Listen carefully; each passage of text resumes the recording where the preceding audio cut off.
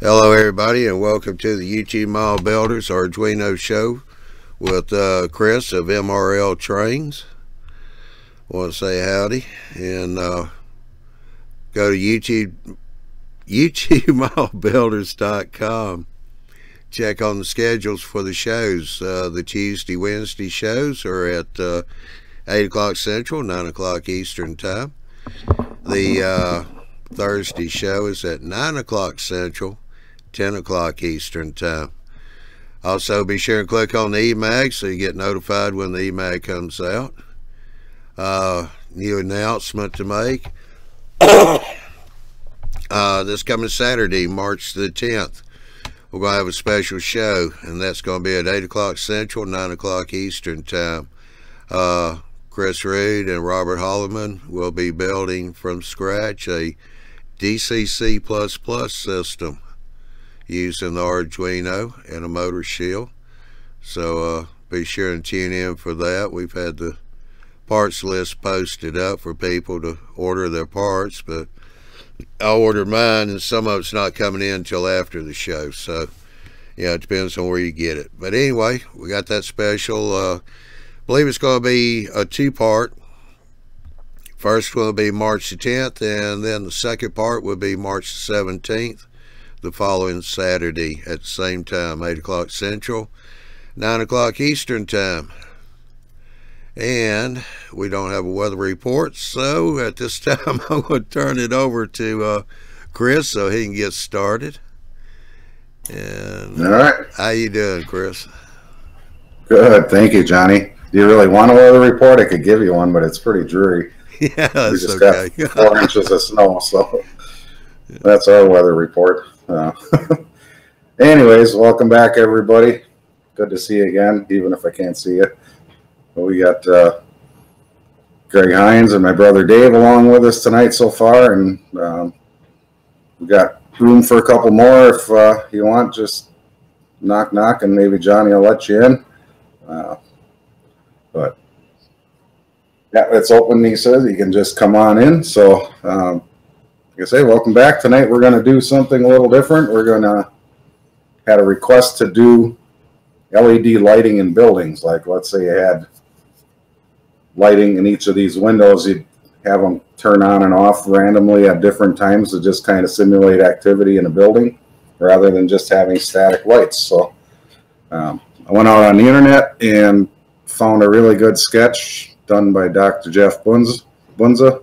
He does a lot of really neat things, and if you've been out to my website before the show to see what's happening, you'll see I had a little post there, but if not, we can go there right now and take a look at it. So as usual, I'll post the link momentarily here for how to get to that website.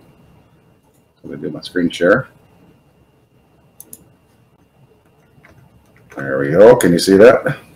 So here's the website to go to for tonight. It has the information on what you need for the show and what we're going to do. And it's actually pretty minimal. We just have one sketch we're going to work with, and there's a link to that sketch on the website. So you go ahead and click on that. It'll bring up your Arduino web version and have that sketch for you right there. Even if you don't have it loaded on your computer, it should still come up.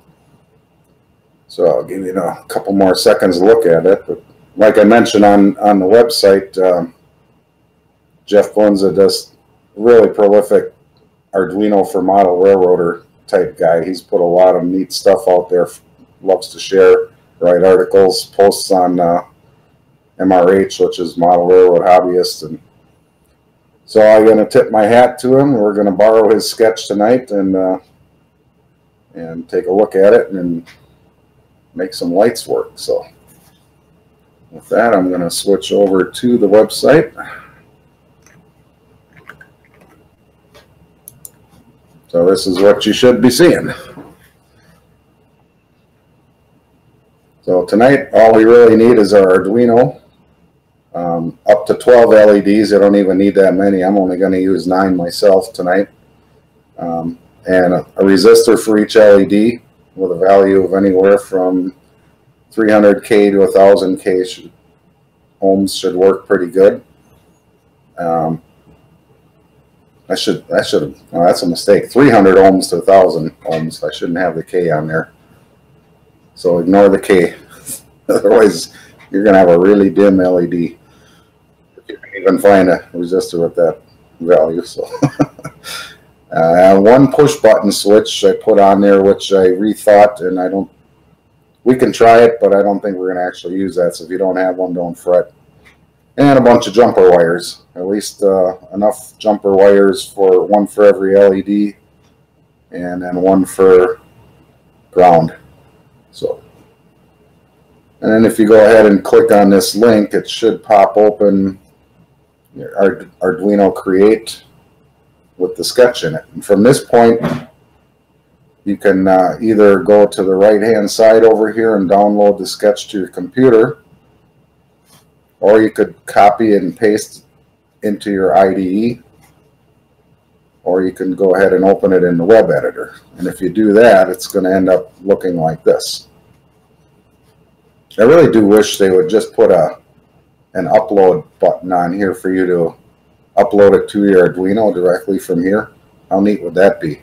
I mean, I can share a sketch and you can just upload it right into your Arduino, save a couple steps. Actually, let me just look here once on this little drop down. No, that takes you back to there.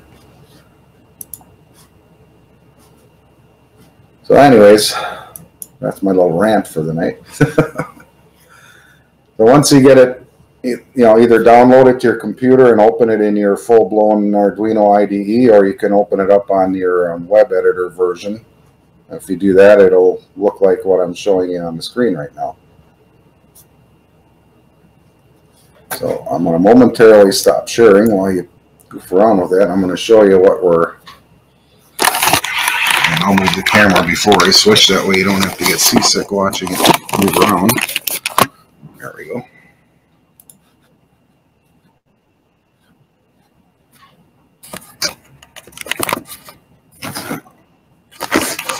Oops. I'm going to make you seasick anyways, I guess, so... up a little higher.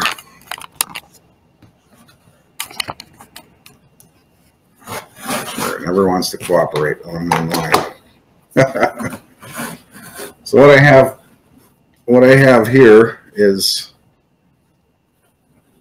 you'll see that I've got 9 different LEDs on here, and they're just kind of slowly changing. One comes on, one comes off.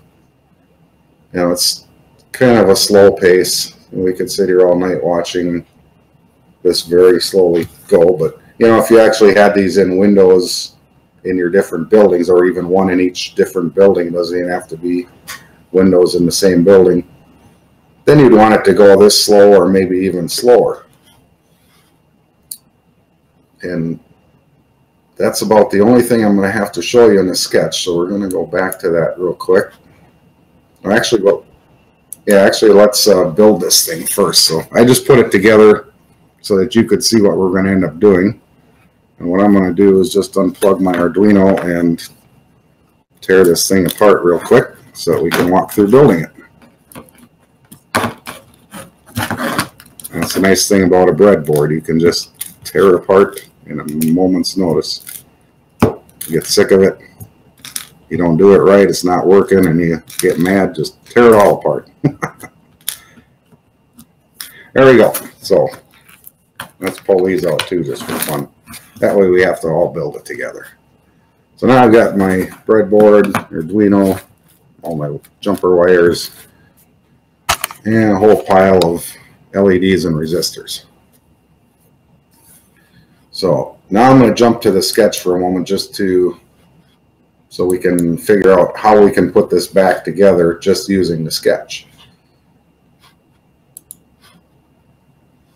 So if you look on here, first thing it says is, give credit to the guy who wrote the sketch, Jeff Bunza, 2016. So I left that on there. The first line just is a delay timer that we're going to mess with in a little while, but if you look right here, it says LED pins 2, 3, 4, 5, 6, 7, 8, 9, 10, 11, 12, 13, 14, 15, 16, 17, 18, and 19. So that's how many you could actually hook up. And what he's doing is he's actually using analog pins also. which I'm not going to do tonight. So we're basically going to stick to pins 3 through 13, because if you look on the right hand side of your Arduino, you'll see that it's actually pins 0 through 13, and then you get to ground and a couple other pins.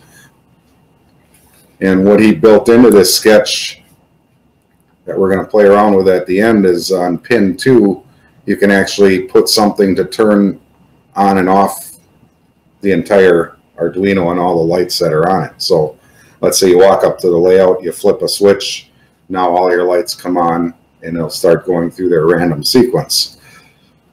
Instead of just having to turn on the Arduino, you could leave the Arduino on all the time and then just turn on and off your lights whenever you want. So, but the first thing we're going to do is just go ahead and get these things working randomly. So we're going to use pins 3 through 13.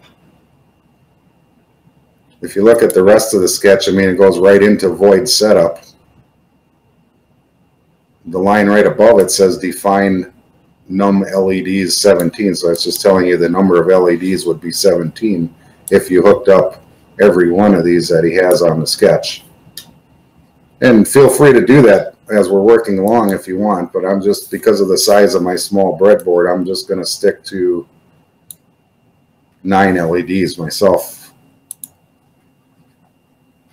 Like I say, if you look at the rest of the sketch, it just goes into void setup and void loop, and maybe we'll come back and talk about that a little more later. But the only thing we really have to worry about, you know, as a beginner, you don't have to care about how any of the rest of this works. The only thing we really want to do, and I should put a comment in here, is change this time delay. That'll just change how fast the lights are going to flicker on and off, so to speak. And when we goof around with that later, you'll see how easy it really is.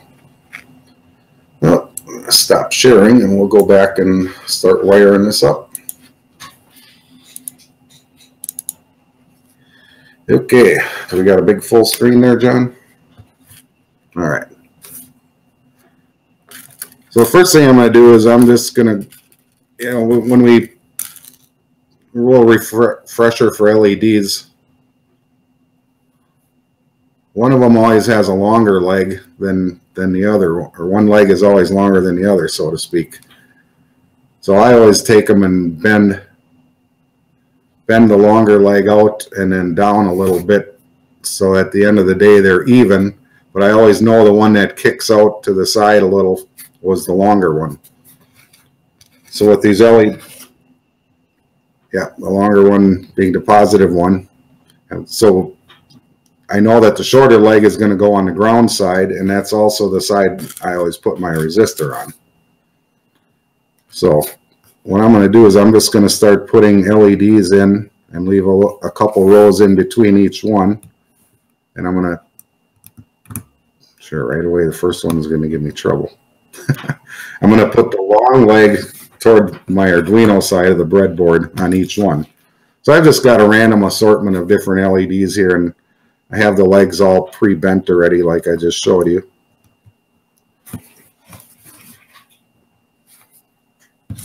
Oh, that's interesting. I just noticed right here where my wire is pointing, in between these two LEDs, there's a broken off piece of a leg of something in there. I'll have to dig that out later on. So what I'm putting in here right now, these big white LEDs, as you're putting yours in, I'll take a little sidebar. But those are pretty much really cheap ones that I pilfered, and I mean cheap because I bought a whole bunch of them. This is a string of 60 lights, and I paid like $3 for this box of Christmas lights on clearance.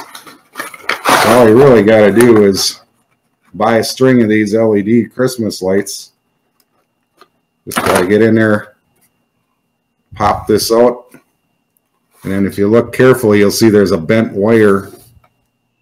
Hopefully that's showing on each side. So you just bend the wire back down straight, pop it out, and voila, LED. 60 of them for $2. $2-3. Can't beat that. I originally bought. Oh, go ahead, Dave.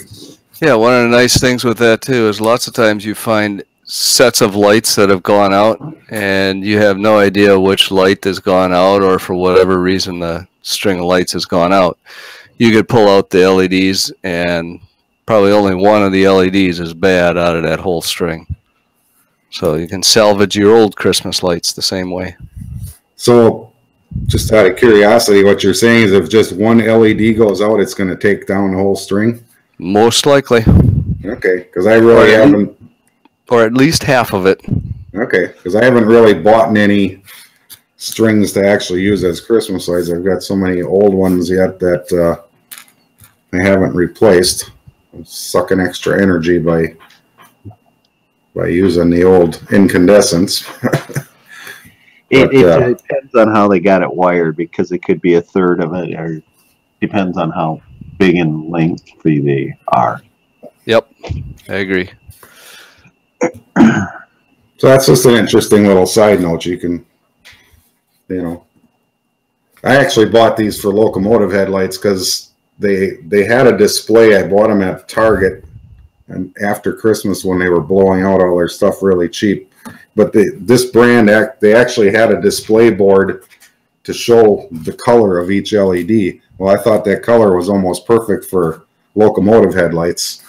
They're a little big in diameter, but I just turn them down by chucking them in a drill and clamping a file in my vise, and then I just hold it while it's spinning against the file, and I turn down the diameter on them. They work real nice for locomotive headlights. They've got just about the right color. So, anyways, I got all my LEDs in there. So the next thing I'm going to do is on the short-legged side, which is toward the camera, near the end of each row, just to keep them out of the way. I'm going to plug it into there, and then I'm going to plug it into the blue rail or the ground rail. So at the end of the day, I'm just adding that resistor in like that, and I'm going to do one for each LED. I've actually got a combination of 300 and 1000 ohm resistors, only because I was goofing around to see how much difference in brightness there would be. When I try to put these on the camera, when they're lit up, they just wash out. They're so bright they wash out the camera lens. So I tried bumping them up to 1000 to see what I do, and there really wasn't much of a difference. So any number in between there. 470 is a good one. That's what I usually use in my locomotives if I have 470s handy, and I'm out of them at this time, so I need to buy more. But you also notice I've got a mixture of different colors in here. That's just because that's what I had handy when I started putting this together. I was looking for some. I used to have some, they were called super whites, and those are the ones that actually look kind of blue. Now, years ago when white LEDs first came out, and I did my first locomotive conversion with LEDs, that put in that white LED and it was blue. Boy, was I disappointed. And it wasn't until later on they started coming out with all these different color LEDs. I mean, it used to be red, yellow, and green was about all you could get. Then they started with a few specialty colors. The whites came out, but they were always blue, and I never liked that. Not for a locomotive headlight anyways, but I was hoping to find one of those for this, and you'll find out why later. We're going to do a little something later on. That's after we're done with this portion. Uh-oh, I came up one resistor short. I must have added an extra LED. 1, 2, 3, 4, 5, 6, 7, 8. Oh, I got 10 now. So I just grabbed an extra LED. That's okay. I'll put in 10. We can easily handle that many, as we saw when we looked at the sketch. It's written to do a lot more than that. The neat part is we don't even have to modify the sketch. If you only used 5 LEDs, and it doesn't matter. The sketch will tell it to go light an LED. If it's not there, it doesn't care. It's not. You don't have to modify the sketch if you're not going to use as many LEDs as the sketch is calling for.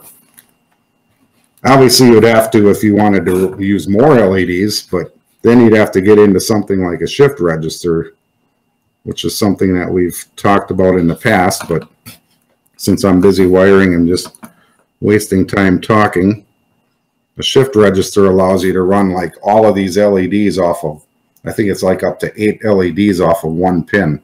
And then you can daisy chain it. You could run this out to another one and run another 8. So you can really extremely multiply the number of LEDs versus the number of pins you have on your Arduino. Tonight we're just going one pin for one LED. So I'm starting out right now at the number 13 pin. I'm going to work my way backwards. So I did that number 13 out here. And it really could be any one, whatever you prefer, how you prefer to wire.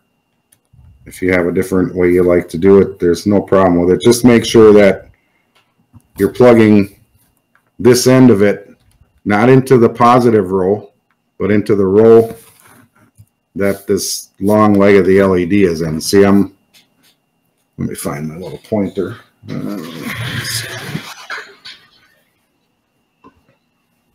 Right. Huh, I lost my little pointer.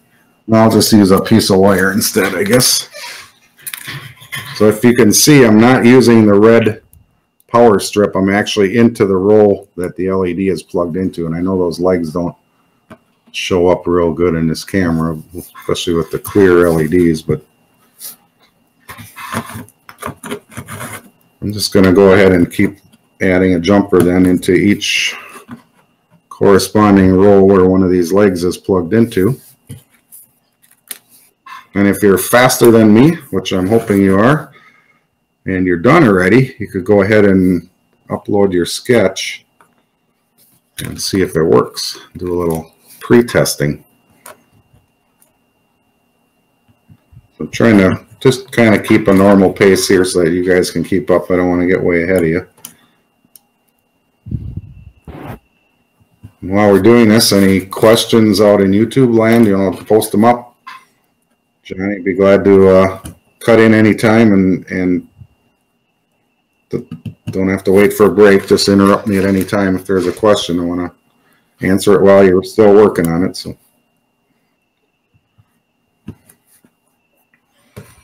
all right, I'm getting close.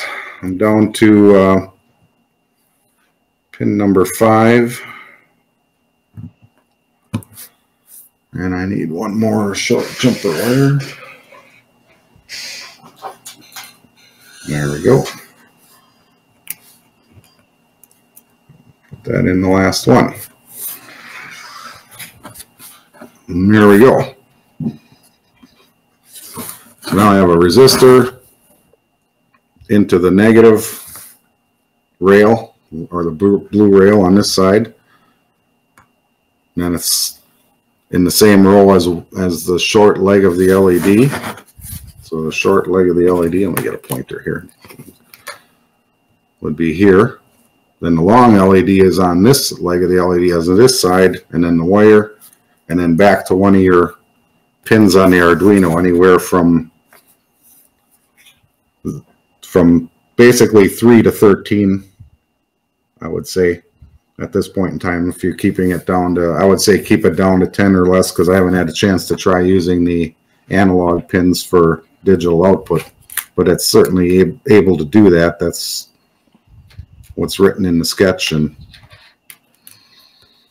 the last thing I need to do is make sure now I have to ground this outside row back to the Arduino. So I'm just going to go ahead and stick a wire into that same blue row out at the end here, and then run it back to the ground. And I'm just going to run it onto the same side. There's actually 2 grounds on the Arduino if you look carefully, or 3 of them. There's 2 over on this side, and there's 1 over here right next to pin 13, at least on my Arduino. I have one of the clones. I don't have the authentic one, so, but I'm thinking the pin out is probably the same on all of them. So there we go. Everybody ready? Dave, Greg, you guys got one built? You gotta need a little time. Give me a minute yet. Okay. Oh, I cheated. I plugged in right away. I should have erased my programming in there. But while I wait for them, I'm going to show you a little trick too. You notice I was plugging in my Just another little sidebar. You notice I was plugging in my USB and right away the lights lit up. But you also have this 9-volt battery option. If you're not going to be near a computer that would supply the USB power, you can get one of these neat little 9-volt battery packs with the right end of the plug in there and just plug right into here and it'll do the same thing. Yep, so you don't even need your computer then to run it. Just plug it in and away you go. I could walk around the house, you know, I could go put it on my desk at work or whatever I wanted to do with it. So, all right, so with that, first thing we do when I'm going to go ahead and plug it in with my USB so we can walk through the upload again, just in case, excuse me, somebody hasn't been here. See that one flashing a moment ago? That was the one that's connected to 13. If you remember, pin 13 is the one that's built in on the LED, has a built-in LED on the board. See, it just turned on the same time this one over here did, and it goes off at the same time. So that's just an external version of pin 13 that has the built-in LED on the board. So anytime you're testing and you want to see if it actually works, you can test right on pin 13 and see that LED come on the board. All right, so now let's go back. I'm going to do the screen share and we'll walk through and upload again. I know guys that have been along with us, this should be fairly easy and redundant, but I'm going to give those new people the benefit of the doubt and we'll walk through uploading it. So if you're looking at the web version, you'll see the upload button is right here. If you're running the regular Arduino IDE, why don't I just open that up real quick for you.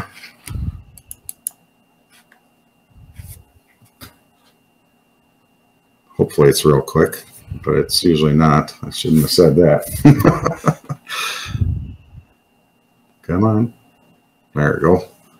So for those of you guys that are using the Arduino IDE, or you're probably recognizing this now as you see it load up, and it looks a little different than what I was showing you a minute ago. Speedy Gonzalez here. Says it's starting. There we go. The upload button for you here would be obviously this one. It's the same thing. It's just an arrow, the right pointing arrow, but it's up here instead. So over here, it's this right arrow. And of course, there's always the verify button. So if this is your first time and you haven't uploaded yet, it's always going to ask you to verify first. So let's just go ahead and do it. It's a short sketch.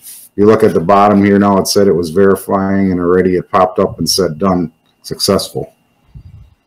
You know, if you haven't modified the sketch at all, it should verify successfully because it was written and published this way and it should work out of the box. Unless you started playing around with it and changing things, then it might not work. So the other thing you want to do on the web version, I find that it always have to go ahead and change. Like, see now, even though I was on this before, it's now telling me Arduino Nano. I don't know why. Last time I've used the Uno a whole bunch of times since I've used my Nano. So I just go ahead and pick Uno and COM port 7. Okay. Because I guarantee you when I tried to upload, it would have failed just because it was on the wrong Arduino. I don't have that problem, you know, when I use this version. Once you set it in your tools options, you know, you pick your, this one says Nano only because that was the last thing I used on here. But once you set it, it stays the same with the COM port. Unless you plug in a different USB, it's always the same. So, but I find this web version just changes itself every time I come in. It could be what I was on last, or it could be what I was on 4 times ago. So always check that, because if you don't, you're going to get the old red lights at the bottom here, or the orange light, and it's going to fail to upload. So now I'll go ahead and hit the upload button. It's going to tell me busy for a few seconds, and then it should be done fairly quickly, just because it's, I don't know how many of you guys have that problem, but I have that pop in every so often. It momentarily disconnects. But there, done uploading. If you look down at the bottom, Success done uploading building lights. Hey, Chris, I wanted to make a comment here. If you look on line 8 there, and it says pins 15, 16, 17, and 18 through 19, those are also referring to the analog pins. Yeah, 8, yeah, that's what I was saying earlier. Those are the analog pins, and I've never really used those as digital pins. I'm not sure. Do you know if you just use those pins with that number that it'll treat it as digital, or is there? I know in my turntable I use A0 and A1, and I just defined them as A0 and A1 as outputs, and I use those to control my LEDs. So you can use either or. I think. Actually, now that I look at this, I'm wrong about one thing. When I mentioned earlier that I think the pin 2 is going to be used for an on-off switch, it's actually pin 14 in this sketch. The reason I got confused is because this same Dr. Jeff Bunza actually released another sketch later on that is, I'll show you right now, that was much simpler as far as the number of lines of code. If you look at here, there's only this handful of lines of code, and it does basically exactly the same thing as all these lines. So it does the same thing, it just does it in a different way. But in that one, you'll notice here he has that pin 2 is your control for the lighting in this group. In other words, turns it on and off. So if you pull it up or make it high, put 5 volts on it, it's going to be on. If it's grounded, it'll be off. So anyways, back to this one. That's one of the nice things I like about this web version. You notice how quick and easy I change back and forth between sketches. It's a little harder. I mean, you have to pop open a whole new window when you're using the your hard drive based version.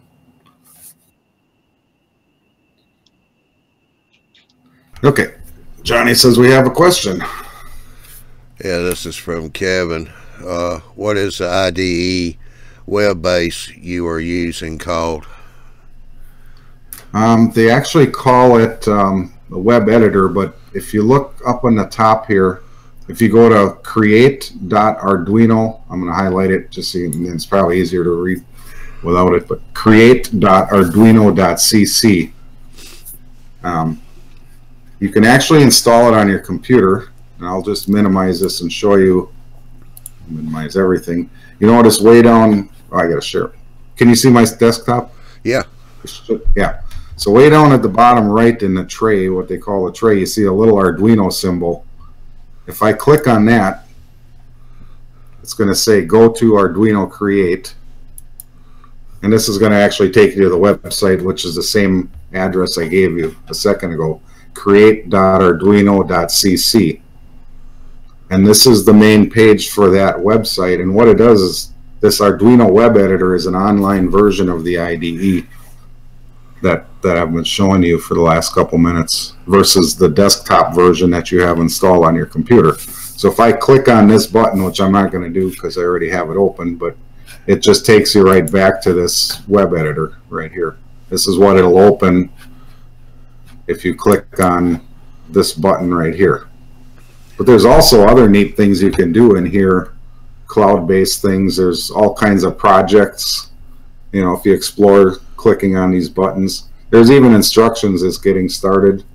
So for those of you who are familiar with using the IDE but are maybe still kind of a beginner in the Arduino, I suggest going out here and checking this out.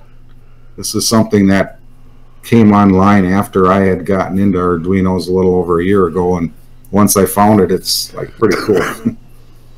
So that's a great question. Great question. Thanks for asking. I'm going to go ahead and close that. Also, as far as IDE goes, the web and the one that you load up on the computer, both of them actually are the same. Just one's on the web, and I know when you can have physical on the computer. Right. They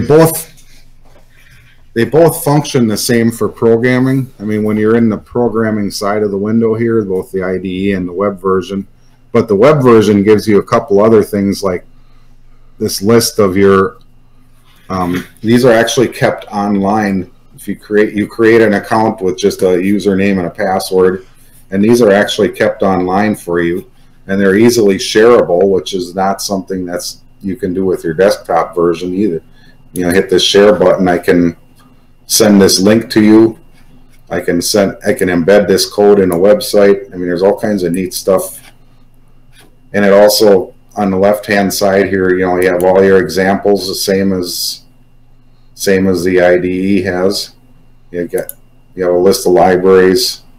You have your serial monitor easily accessible. And, you know, so it looks a little different, feels a little different, but basically functions pretty much the same, but has a couple extra little features that the IDE doesn't have. Yeah, like Mike says, it's also free. It's a free download. Yep. Hey, Chris, do you put your libraries up there if you create your own? You can, definitely. I mean, I haven't used this yet, so if you go in, yeah, if you look in here, you've got default, which is all the ones that would load. Favorites, if you wanted to favorite any. And custom, you see this custom, I uploaded this bicolored LED. I had it on my computer because I downloaded it from a different source, but if you remember, I think it was just last show when I was doing the railroad signals. Yep. You know, I was using the bicolored LEDs. They're red and they're green, but if you alternate them real fast, they're yellow. So that library was needed for that sketch, but yeah, I was able to upload it here. So now it lives here too, as well as on my desktop for when I run my desktop version of the IDE. So yeah, I strongly recommend playing around with it. The neat part is you can get at it from any computer. You know, if I'm sitting down here right now at a desktop computer in my workshop, and I'm getting cold, and I want to go upstairs and watch a little TV while I'm playing around with a sketch, I can go upstairs, grab the laptop, open it up, go to the web version, and pick up right where I left off. The only other way you're going to be able to do that across different computers would be to have something like Dropbox. If you saved it in Dropbox instead of on your hard drive, you'd have to save it somewhere in the cloud, or you'd have to be networked between computers in your own house. But I could literally go to the public library or something, or somebody else's house, and log onto their computer, log into my account, and this stuff is all right here. So it's a way to make it portable too, which I really like. It's a backup. Yeah, it's a backup too, but it's cloud-based and it's accessible anywhere you can get on a computer that has an internet access. So. Okay. So now we got the sketch uploaded. I'm going to stop sharing.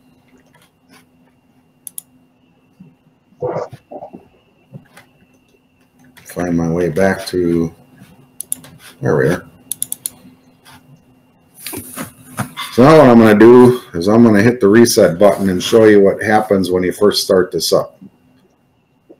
It's kind of interesting. He wrote a cool little snippet of code into this, which is the reason I use this instead of the other one. But see how those all lit up and then they all turned off?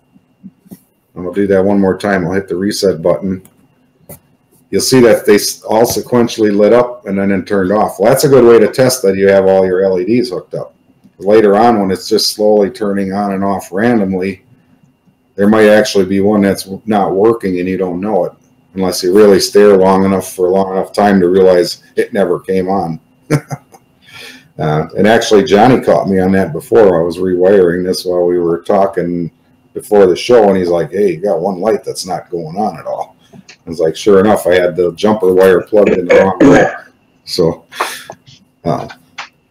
if you're really in doubt, you know, just hit the reset button and away you go. Light them all up, turn them all off. And so now, basically, we're done. I mean, it's that simple. Just hook up your LEDs, your resistors, your wires, load the sketch, and it's actually working. But if you're like me, the first thing you thought of is like, well, it's a little too fast. I mean, you'd have to have people running all over the house, turning on and off lights at a crazy pace. You know, there wouldn't be that much activity with lights in one building. One of the reasons that has to do with that delay that's built into the program. So run back to screen sharing.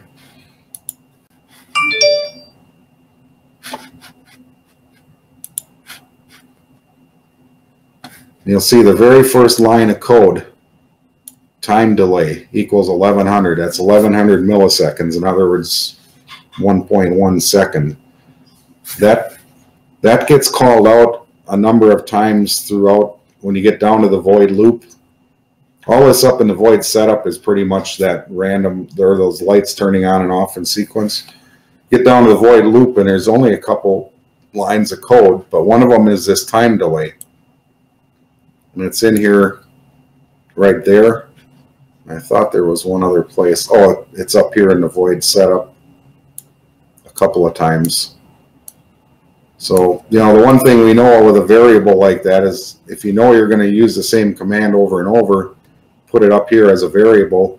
Then if you change it once, it automatically applies everywhere. Otherwise, I'd have to change this 5 different times every time I wanted to change it. So I'm going to show you something. We're going to change this to like 20 instead of 1100. Now, when on the web version, you hit save off of this little ... here. So I'll just do save. And you can also download it to your computer while I'm looking at. See this download sketch? That'll send it down to your hard drive if you want to use it with your regular IDE. I'll go ahead and hit the upload button. I'm just going to push it up to my Arduino. I'll stop sharing. And you'll see in a second what a difference. Now look at it go. Wahoo. So now we got crazy lights blinking all over the place. So changing that delay changes how quickly the randomness is, I guess, is the best way to explain it. I'm not a good enough expert yet to know coding-wise what he all did. Let's go back to sharing again.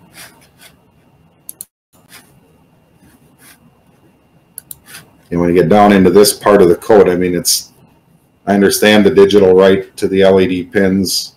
I've never really used the random command, but what it's basically trying to do, I mean, this is these lines of code are what's actually making that do the randomness, and like I said, I'm not good enough. I'm still beginner enough. I don't understand all of these lines. If I took the time to look them up, I could, but that's the neat part about this beginner show is I'm just teaching you how to pilfer other sketches that people are willing to share, so, and how to put them to good use. The only thing you really need, go ahead, Greg. Yeah, so what you're doing there on that pin is you're picking a random number from your LED pin. So that's why so you're just randomly picking a pin and turning it on or off. And then it's got to be, obviously it's got to be applying some randomness to the amount of time that's on and off too. And I'm guessing that's down here. It says random 0, 100. If random 0 is greater than 40, return high, else low. So somewhere between 0 and 100, if it's greater than 40, it'll turn it on. To me, what that line says, and like I said, I'm not an expert. To me, what that line says is pick a random number between 0 and 100, and if that number is greater than 40, turn the light on. Otherwise, leave it off. And I think what it's doing is sequencing each pin one at a time and doing that, you know. Well, it's randomly picking the LEDs and then calling the light switch, basically. And then the light switch is actually what's determining whether to turn it on or off. But you'll notice, and when I come back and show the board again, you'll notice that the lights stay on for different amounts of time. Sometimes they basically just flash, and other times they'll stay on for 5 to 10 seconds. You know? It could be that just the randomness isn't exactly random, and so it could be hitting that same pin more than once. Well, I know it's not truly random, because when I was reading about how he created sketch, it's what they call pseudo-random.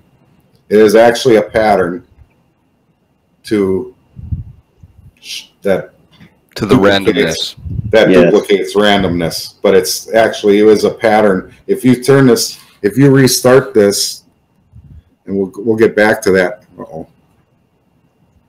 Not sure what happened. I hit reset and actually reset my thing. But if you hit the reset button on your Arduino, you'll notice that the first couple lights are always the same, and after that, unless you're one of these guys who can play Simon to infinity, you'll lose track. But you'll notice that the first couple lights, you know, if you can remember the first three, are always the same lights and always about the same amount of time. So that's the pseudo randomness.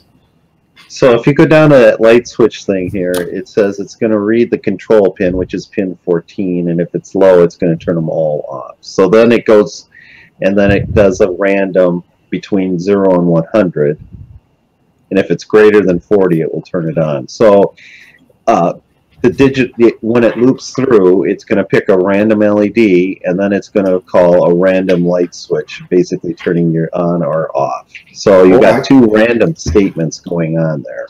Actually, I see what it's doing too, is if you look at the comment, 40 represents a 60% on time. So it's probably also using the random number as the amount of time.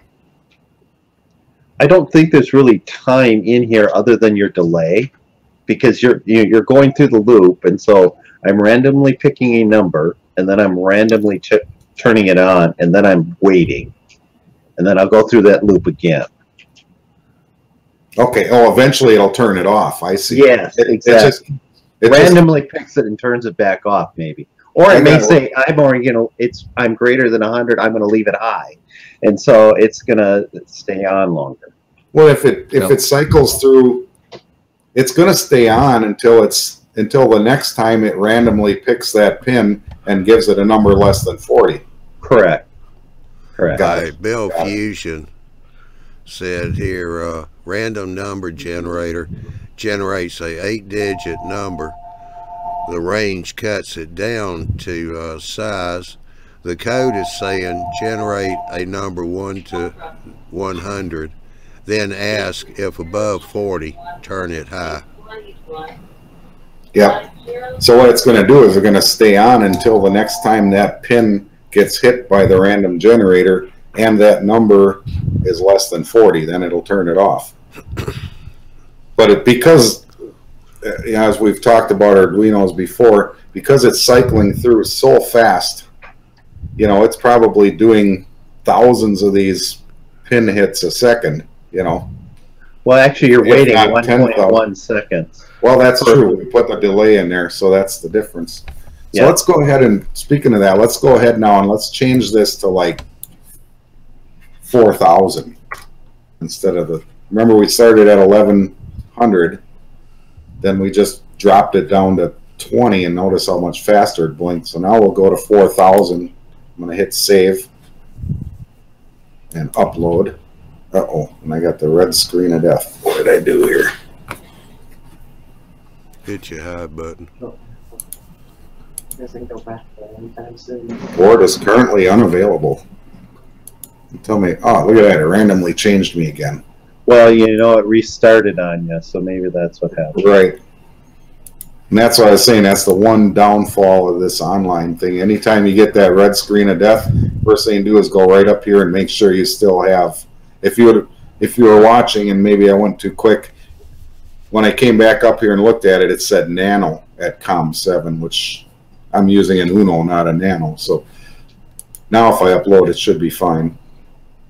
But remember when my screen went out on me a few minutes ago, it was actually restarting, and it reverted right back to Nano again. So I wonder if there's an options in here somewhere to set the default. Maybe that's what I need to do.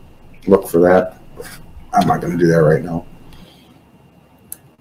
So I'll stop sharing. We'll go back and look at what the result was now. Now you're going to notice it's just like really a whole lot slower. I mean, we could sit here 10 minutes probably just waiting to see. But here's a good point to show that pseudo randomness. Okay, I'm going to hit reset. Now you notice how much slower those, even in the beginning, because it's using that same delay statement, how much slower it ran through that test your LED cycle. Now you see the first one on is this one. And we're going to count. It's a bundle of 3, 4, 5. Okay, boom. Now we're way out here with that one. And we'll wait for one more. Hopefully. Have to wait all night. Well, it's probably hitting ones and turning them off. So now it's the end one. So now we got 1, 7, and 10. I'm going to hit the reset button. Here's that pseudo random thing we were talking about. There's our LED test. They're all working. Turn them all off. And I bet you any money the sequence will be the same. 1.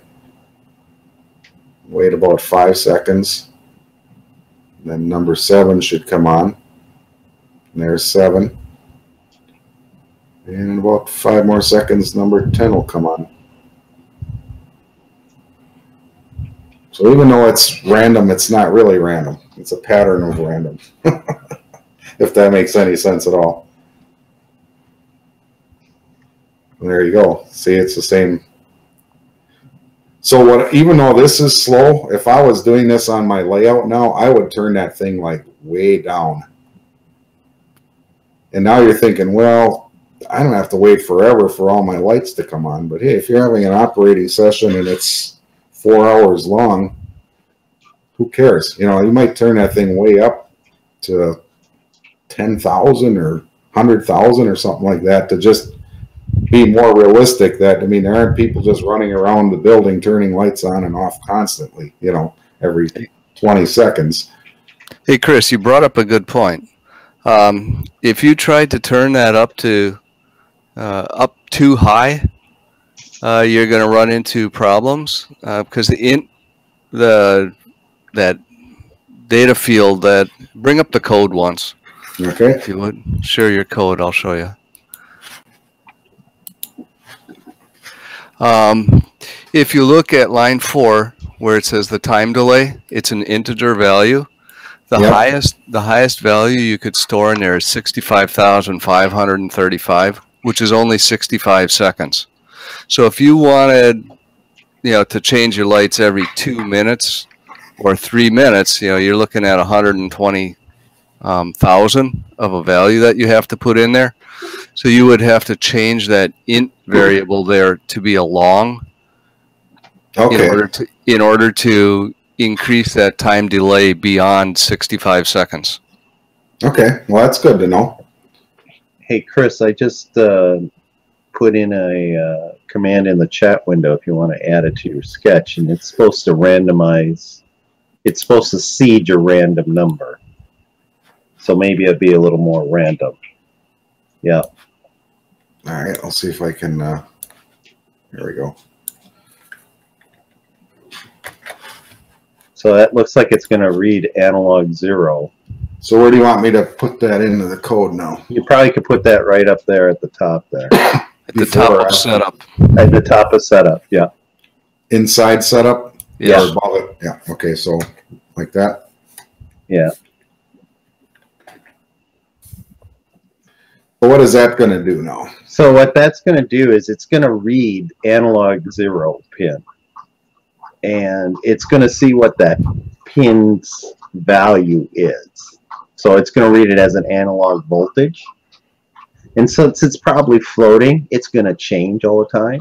And so that's going to see the random number generator with that voltage that it's reading. Okay, so it should be different. Your random number shouldn't start at 1 like it was. Okay, so I kind of understand what you were saying about the analog pin floating, but for the benefit of everybody else, do you want to explain that? So when you put your analog pin, you're reading your analog voltage. So the voltage, if you touch it, it's going to float to a voltage that your body has on it. So it's between 0 and 5 volts in this case. So when it's just like a capacitance touch sensor kind of deal. Depending on how much voltage is on your hand, it's going to read it or it's not going to read it. And that's basically what this is trying to do. So just naturally, even sitting there with nothing plugged into it, it's just kind of, it's not a pure 0 voltage all the time. It's always just kind of fluctuating up and down a little bit.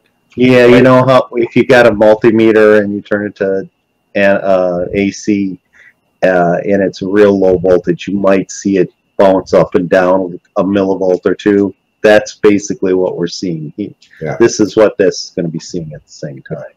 So what Greg's doing now is by introducing this read the analog pin 0, because it's not always just 0, it could be a little something. It actually adds randomness to the randomness.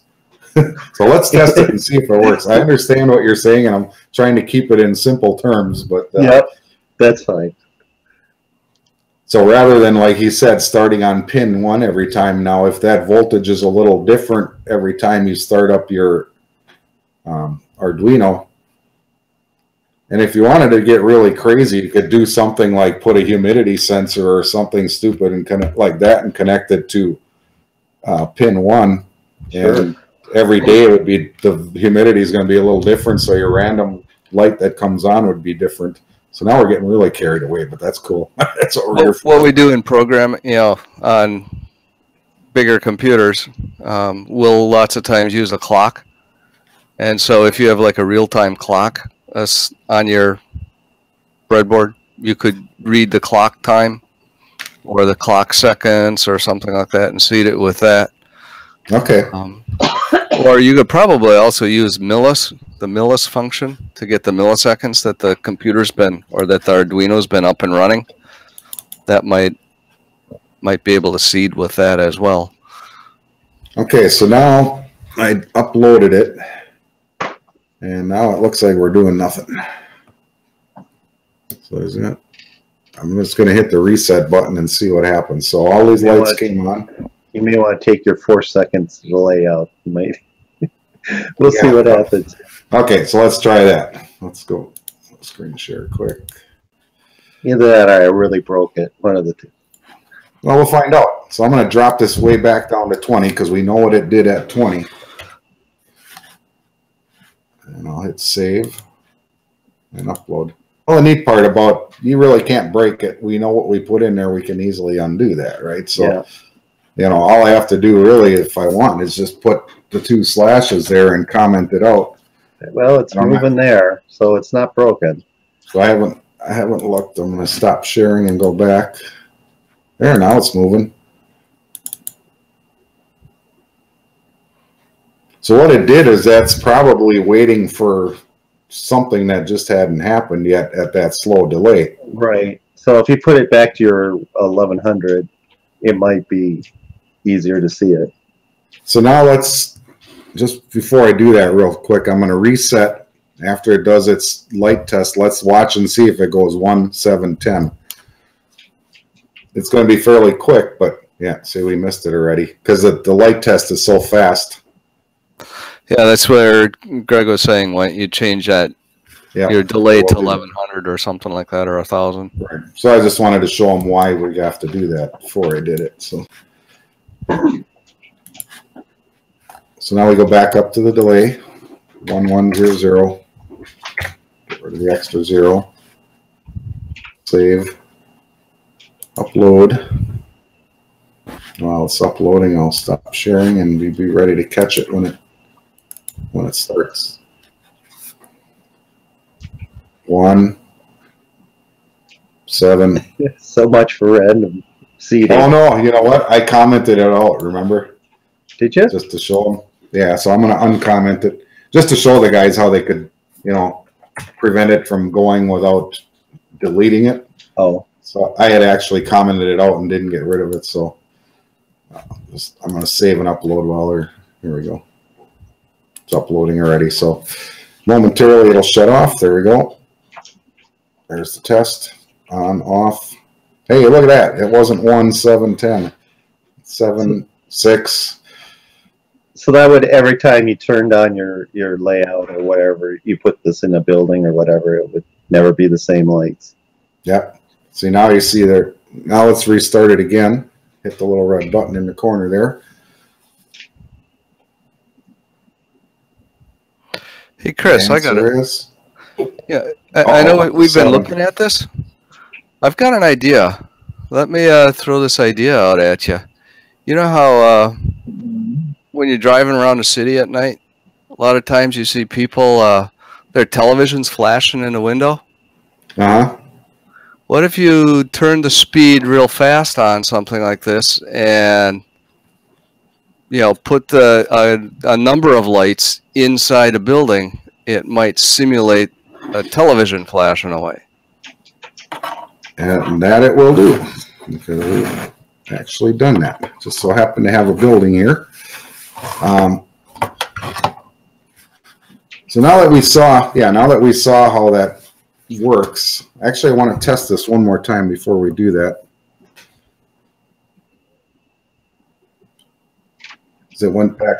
There we go. Now 10 came on, and then 1 if I turn this back the way it was before.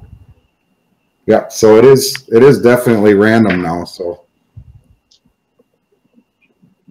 compared to what, or at least it starts random. So what Dave's talking about, a little something we playing around with the other night.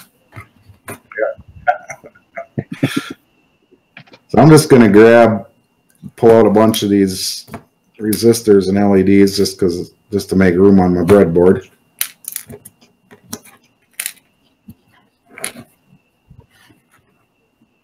And I'm gonna pull that out and put a different colored one. I've got a green one sitting here.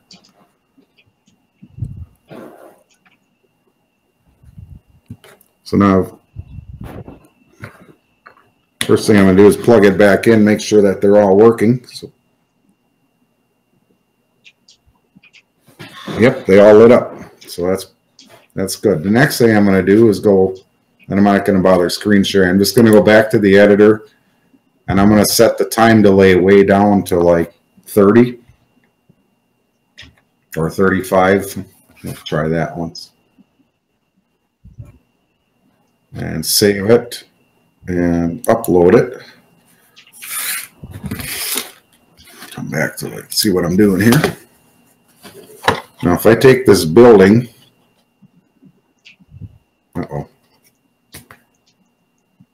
there's nothing happening here. Well, you had the green on there for a second.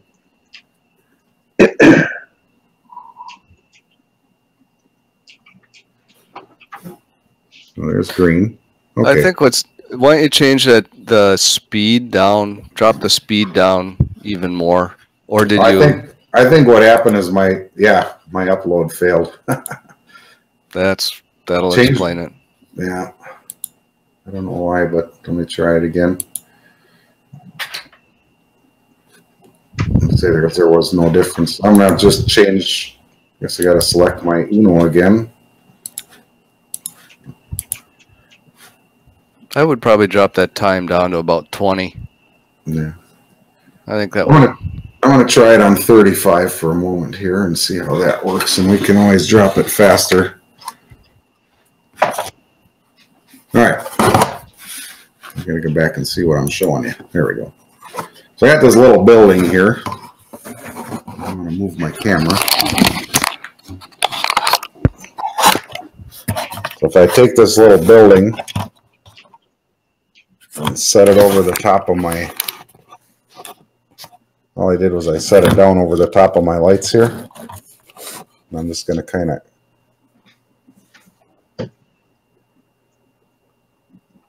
see how if you're ever out at night walking the dog or something, and you're or driving down the street, you see the lights flashing on and off in the window from somebody's TV. There you go. Kind of simulates as the shows are on. You know, there's dark moments and lighter moments, and it lights up the room or dims it down. And if you want, I'm going to go ahead and try that faster now.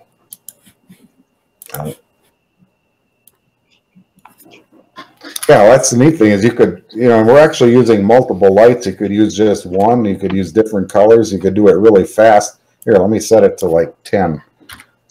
If you want to do your flickering campfire or a welder or something, you could use the same sketch. The building's on fire, Johnny says. Let's see what happens now. Yeah, that's building on fire there. Let's see, I went from 35 down to 10 now. You can see now she's really, I mean, this is your teenagers playing video games. If I crank that thing up to like 100 or 150, then we're talking, Gone with the Wind or something like that. Grandma watching Matlock or something like that. Let's see what happens here. I just turned it down and hit save. There, now that's 150. It's not quite a discotheque anymore.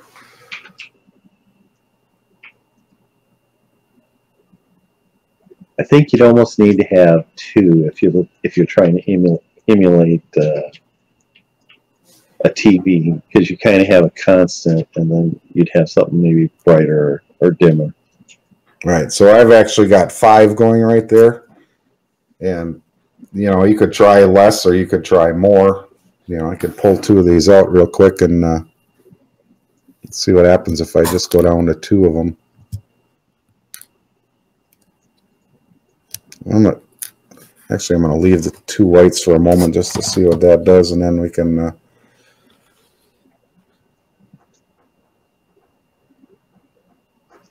so what it does is, by the more lights you have, the more kind of fill light you'll have in between lights, because like now it's totally dark. Now there's 1 on. You can kind of tell the difference when there's 1 or 2 on or none on at all. But the more lights you have, the more different lighting levels you'll have, because you'll have different numbers of LEDs on at the same time and for different amounts of time. So it's kind of on the analog scale of 0 to 5, you could be anywhere maybe from 0 to 5, whereas if you only have 2 LEDs in there, it'd be 1 or 2, 0, 1 or 2. So you got kind of more gray area in there by having more bulbs or LEDs. So I'm going to change real quick back to like 20. You can really see how pronounced it is. All right. I got Tim here, Wyman. He said the TV idea would be great with a 2 tricolor LEDs in a small box with a frosted glass. Yeah, that would be pretty cool. Although from my personal observations, and I can say this because I do have to walk the dog at night, what I'd really like to, what I would want to see, at least for modern, all the big screen TVs that people have now, I think that Tim's idea is great for an older TV, back in the day with the regular cathode ray TVs. But these new LED TVs are so bright compared to those that it's almost like bright blue or nothing. It seems like when I see these reflections while I'm walking the dog, it's usually kind of like a light, kind of brightish, whitish blue type, like I was talking about before, the old LEDs, the original white LEDs that had a blue tint to them. It seems to be a lot of that, but they're definitely adding color in is going to change the effect. And let's just plug in. I'm going to grab a red one now. Put that in, along with a green one. I'll put that out on the end over there, and we'll leave the kind of the 2 white ones in the middle, and let's see what that does. Wow, see, that red is a little intense. Now you got a fire going in there. Yeah, there's your fire.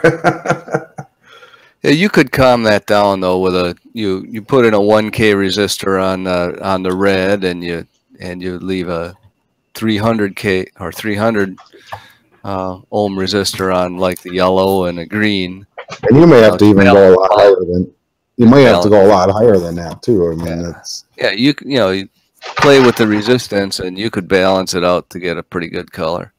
you know, there I just swapped out a yellow one for the red one. Took the red one out and put a yellow one in. So now we have a yellow, a green, and 2 whites. But oh, did you have something, Dave? Oh no! One thing I was thinking though here is, and this is kind of diverging a little bit, but I'm looking online and I'm seeing like these little OLED displays. You know, you can get a full color display in a size that's maybe 1/2 inch diagonal or 1/2 inch across, and that could almost simulate a large flat screen TV in a building, and to the point where you could play a video, for example, on that TV screen. See the TV playing through the window. That'd be crazy. You know, So this OLED screen I'm looking at is only like $7.19, and it's a 1/2 inch screen. wow. Wow. Marty down there in Australia plans on putting a LED screen in a storefront window and having it showing customers inside the store shopping, walking around. Be sure to share that, Marty. Yeah, that's very similar to the concept I was just talking about, and so I think he's already got plans for it. Good job, Marty. Actually, I saw something very similar in Model Railroad Hobbyist magazine. Jeff's blog has a TV screen. It's got like a building with a TV shop with a couple of TV screens in it. So what I'm doing now is I'm actually putting all my LEDs back and resistors back in, because I actually had a request to see what we could do with a Marquee, and I said, well, we don't have to do anything. We can use this exact same sketch and not change anything and actually do, and a Marquee being like the chasers, exactly like it did at the beginning of this sketch as a test. So let me plug this back in. And then I'm going to go back and slow this way down. So I'm going to change this, well, just back to the default, or I'll put about 1500 in. 1.5 seconds. Hit the upload button. Oh, geez. Another failure. It changed my board on me again. This is getting sickening. Okay. Try and upload again. There we go. Make sure I got this back in screen for you guys.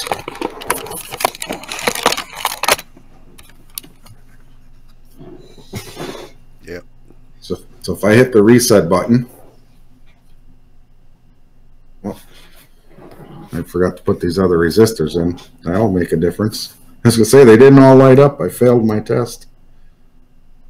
And that's just because I didn't put all my resistors back in. Good thing we had a light test.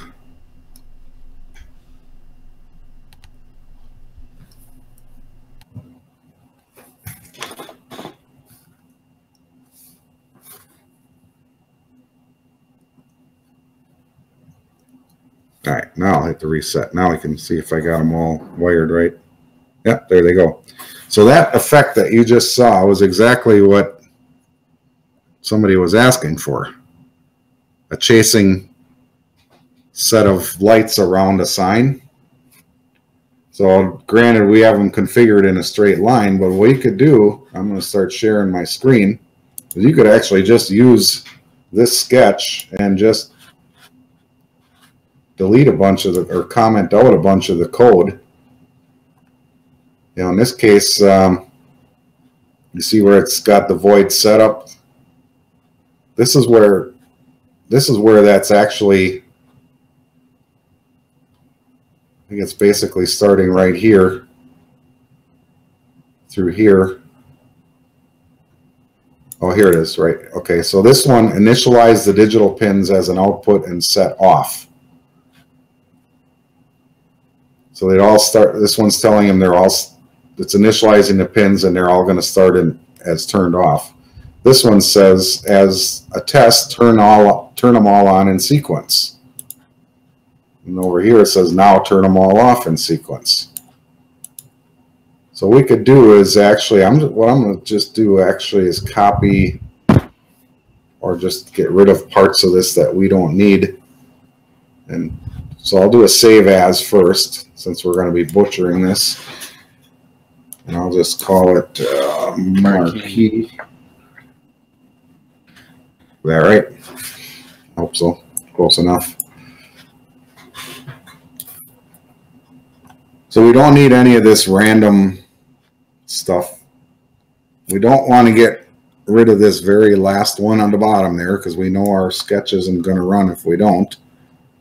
That's for those of you that are just joining us in the last couple of weeks. Always make sure you never delete that very last little curly brace, because your sketch will not work. Now all I'm going to do is grab these lines of code right out of the void setup. You really only need to take 18 through 26. I suppose we can initialize them in the setup. You're right. So I think if I start here, grab that much. What you can do if you're not sure is click next to the curly brace on any given line or highlight it and look for the one that gets, see this little box came around this one? When I highlight this, it shows the matching bracket. You always got to have a pair of brackets. So I know that when I take this line of code, I have to take that curly brace, bracket, whatever you call them. So when I click this line, you notice that that one lit up. So I know I have to take that one. And I don't take this one because that one belongs way up here. So click next to it or highlight it, and somewhere another one is going to light up. That's its matching half. So what I know now is I only have to take this much of it and that one. And I'm just going to do Control X or cut. You could right click and do cut. And down here in the void loop, I'll just do a paste. And I'm just going to go ahead and hit save. And now we're going to definitely want to use this verify command. So I'm going to hide this. Uh-oh. Didn't want to do that. Where'd you go? Okay. So now if I hit this verify button, okay. So I didn't screw up anything in the sketch, otherwise it would have gave me an error message. So we know that formatting wise it's correct. And if I didn't screw up any of the other code, it should run. So I'm going to go ahead and upload it. Oh wait, before I do that, what this thing is going to probably do is go on, delay, go off, delay, and hopefully just keep doing that back and forth. I'm just debating whether we need to add another delay in there or not, and I don't think we do. Let's just go ahead and run it as is. So I'm going to upload. While it's uploading, You could get rid of line 11 too. That's just noise in there. oh yeah, a random seed. Yeah. So I'm going to stop sharing, and I'll hit the reset button so we can all see what happens from the very start.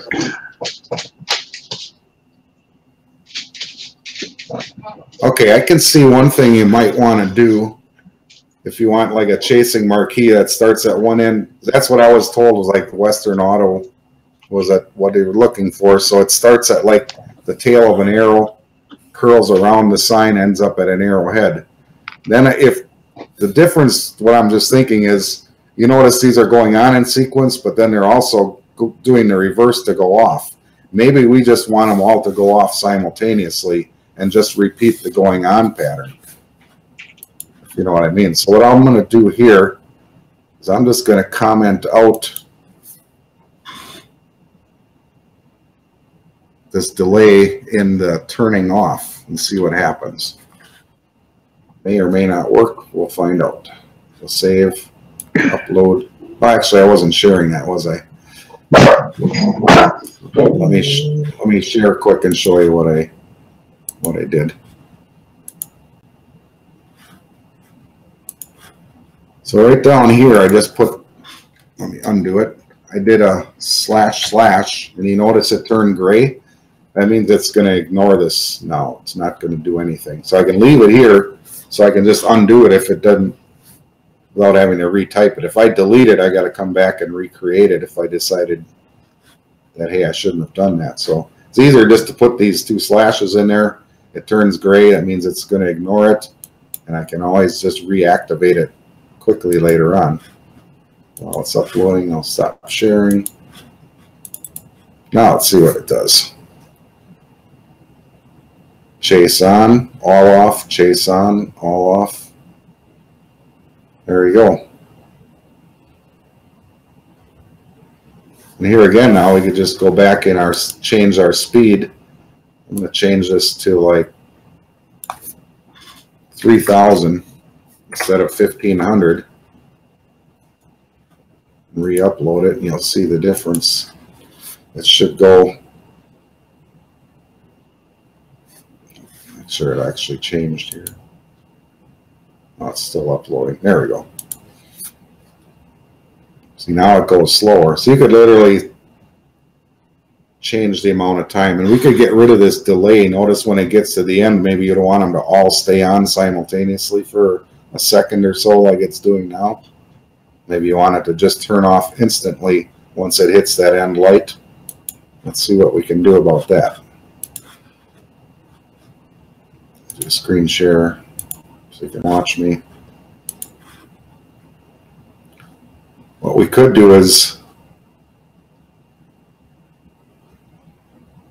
get rid. What I'm going to do is I'm going to change this delay from whatever the value is up here, because notice it's time delay divided by 20.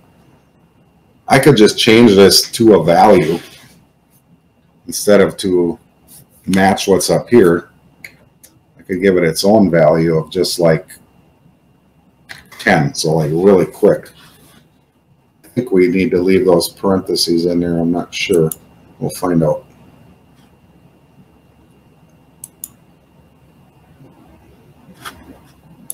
Let's see what happened.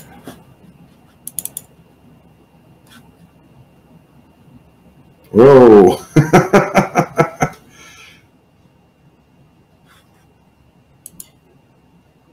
Okay, so that didn't work as planned. Well, that's because your 10 is so short. Yeah, okay.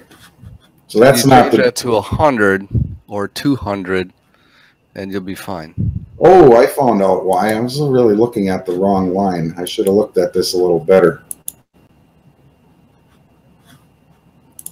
It's actually the wrong delay. Notice this delay right here. That's the one that's delaying before they turn off. This one is the delay as they turn on in sequence. So I can actually, what I'm going to do is I'm just going to copy this section of code because that's what was basically in there before. Paste that in. I'm going to change this one now to just like 10. Actually, let's undo that. I'm just going to comment this out. And what it should do is just go off like instantly when it hits that last LED, if we did it right this time. So it's going to chase from one end to the other and then turn off instantly, I hope. And then start. Then we just need to introduce the delay on how long before it starts the chase again.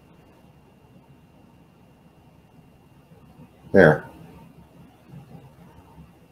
It's still delaying just a little bit with all of them on, but not really. It's the same amount of time it is between LEDs. So now you could add a whole bunch of those. We know you can add up to 17 of them on this Arduino as is, but if you wanted to add more, you'd have to use a shift register. We've talked about those in the past, and I'm thinking that might be something for a future show. Matter of fact, I think we did one already, didn't we? On shift register? I know you demonstrated one, but I don't know if we actually built them as a show. I think you demonstrated one that you built. If you wanted to put 2 lines of those down, you could you could drive 2 LEDs per channel. You're not going to kill it. Okay. So if you had a sign like an arrow, you could have a top, like the top side of it and the bottom side of that arrow, and lit them up. So what I'm going to do here is we're going to call this good.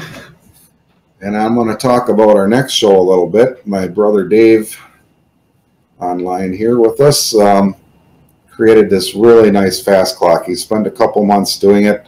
It's a programmable fast clock that can do some really awesome things, so to speak. It's still working. It's still work in progress. I'm still work in progress, but we're going to go ahead and start building it next month.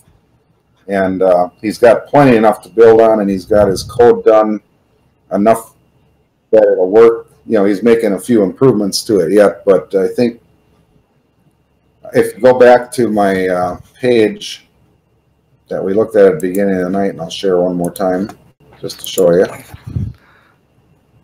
You know, so we're back at my Arduino workshop page, and below the link from tonight's, you see April show parts list.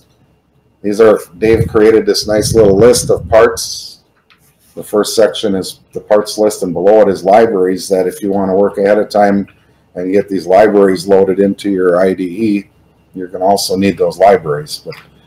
But it's going to be one of these projects where if you're a beginner like me, it's really cool that he did this because the code is way beyond anything I could do.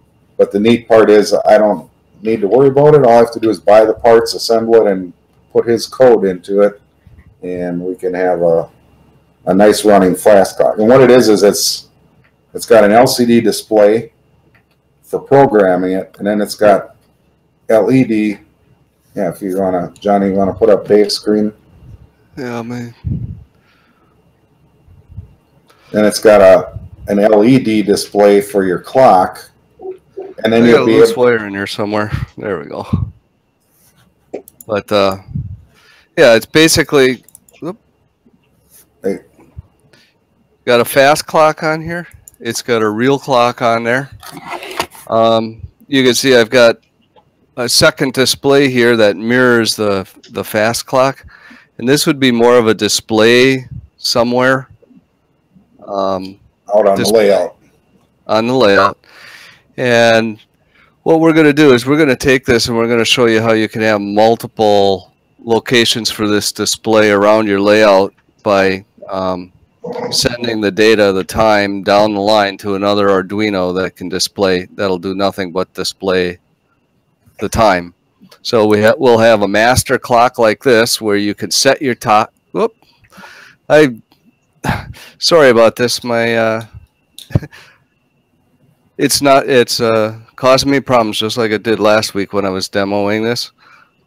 It caused me problems and have a loose wire in there somewhere. But you could come in here and actually, whoop! You could change the fast clock using a rotary encoder. So you could set the time that you actually want your session to start. So if you were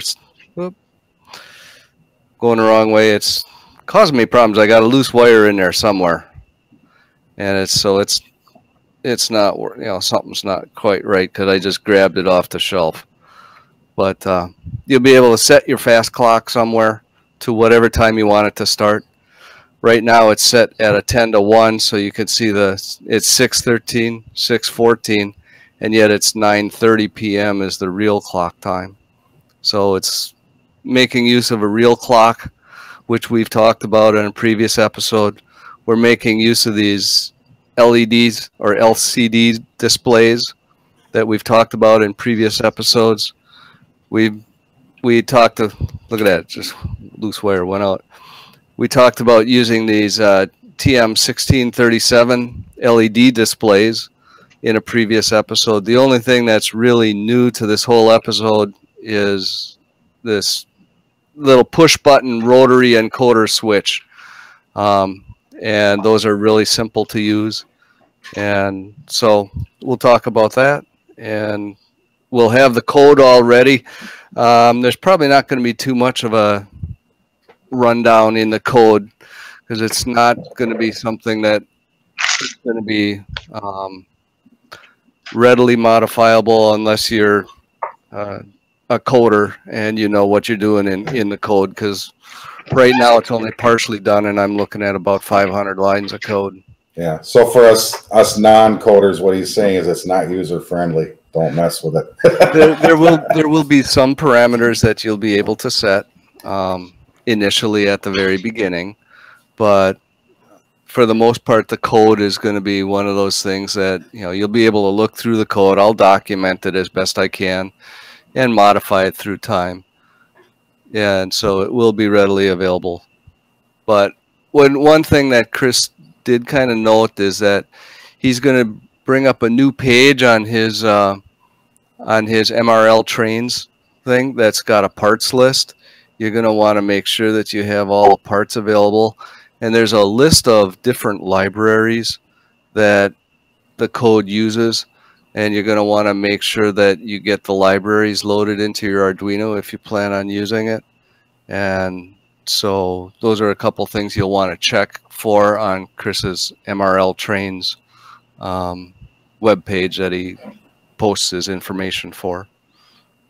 Okay, well, thanks, Dave. I'm looking forward to this because I think we mentioned this last month, but you know, I had previously in the past looked for a fast clock sketch, and you know, because that was one of the things I wanted to do, and I wasn't able to find anything out there. And I kind of challenged Dave, and he went out there and he couldn't find anything either. And that's, you know, he came up with this, and it's amazing because I don't know what it is that you would think that maybe the code was easy, but now that he says he's got over 500 lines in it, I think I can understand why there's not really any code out there for a fast clock, because it's something really a programmer is going to have to do that an amateur probably wouldn't be able to handle. Because I thought of a couple ways I might be able to try it with my knowledge, and each time I tried I ran into roadblocks that were not anything I was going to be able to solve. So got a computer programmer involved and he got it solved. So this could be big. I mean, this is something that's not really out there. If you can find one,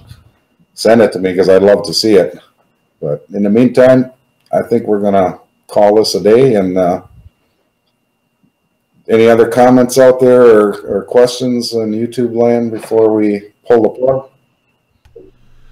Otherwise, thanks for riding along, and I hope you learned something tonight, and look forward to the April show when Dave shows us how to build his wonderful fast clock. So, all right. It'll be an easy build. So that's the bottom line. It's an easy build.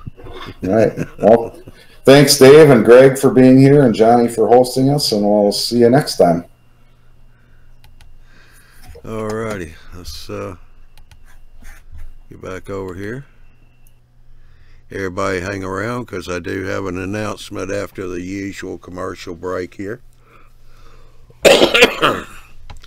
I want to say go to YouTube Model Builders. There you can check schedules for the Tuesday and Wednesday shows. Tuesday and Wednesday are at 8 o'clock Central, 9 o'clock Eastern time. I got to turn Chris off. Thursday night show is at 9 o'clock Central, 10 o'clock Eastern time. And also click on the eMag and sign up for email notification when it comes out. The special announcement is March the 10th. This coming Saturday night, we'll be running a special show with Chris Rood and Robert Holloman. They're going to build a DCC++ system from scratch all the way up to finished product. This will be a two-part show. The first one is March the 10th. The second show will be March the 17th, the following Saturday. And these are recorded, so they will be on the YouTube Model Builders YouTube channel in the playlist under specials. We'll put it there. And also, let's see what is up next week. March 13th is the fine scale build. That'll be with Andy and Miles and Ralph, so you don't want to miss that one either. We did post the parts list earlier last week for the DCC++. Of course, I ordered those parts, but some of them won't be in until after the show because they're on the slow boat from China.